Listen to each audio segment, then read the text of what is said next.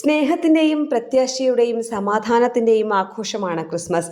ലോകമെമ്പാടുമുള്ള വിശ്വാസികൾ ക്രിസ്മസ് ആഘോഷിക്കുമ്പോൾ ന്യൂഡൽഹിയിലെ കത്തീഡ്രൽ ചർച്ച് ഓഫ് ദി റിഡംഷനിൽ നടന്ന ക്രിസ്മസ് ആഘോഷങ്ങളിൽ പ്രധാനമന്ത്രി നരേന്ദ്രമോദി പങ്കുചേരുകയും പ്രാർത്ഥനകളിൽ പങ്കെടുക്കുകയും ചെയ്തു. യേശുക്രിസ്തുവിന്റെ ജന്മദിനമായ ക്രിസ്മസ് ആഘോഷിക്കാൻ ഒത്തുകൂടിയ വിശ്വാസികളുടെ ഒരു വലിയ കൂട്ടായ്മയ്ക്കാണ് ഡൽഹി സാക്ഷ്യം വഹിച്ചത്.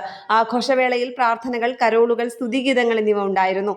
ഉത്സവവുമായി ബന്ധപ്പെട്ട സന്തോഷത്തിന്റെയും ധ്യാനത്തിന്റെയും കാഴ്ചകൾ ഒരുമയുടെ പ്രാധാന്യമാണ് പ്രതിഫലിപ്പിച്ചത്. Delhi bishop reverend doctor Paul Swarup ചടങ്ങിൽ പ്രധാനമന്ത്രിക്ക് വേണ്ടി പ്രത്യേക പ്രാർത്ഥന നടത്തി.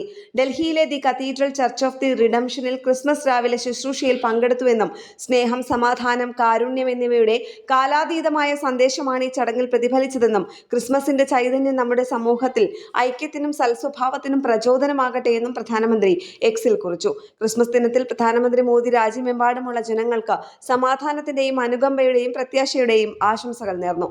യേശുക്രിസ്തുവിന്റെ മാതൃക സമൂഹത്തിൽ ഐക്യം ശക്തിപ്പെടുത്തട്ടെ എന്നും അദ്ദേഹം കൂട്ടിച്ചേർത്തു. Bless our church and bring peace, justice and goodwill to our nation and the world.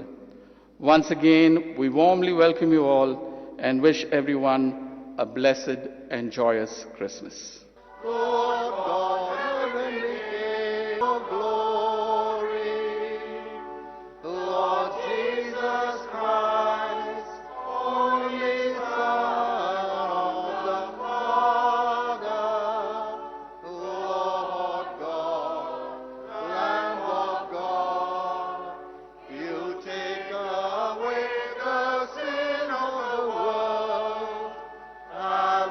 News desk Kerala പ്രണാമം.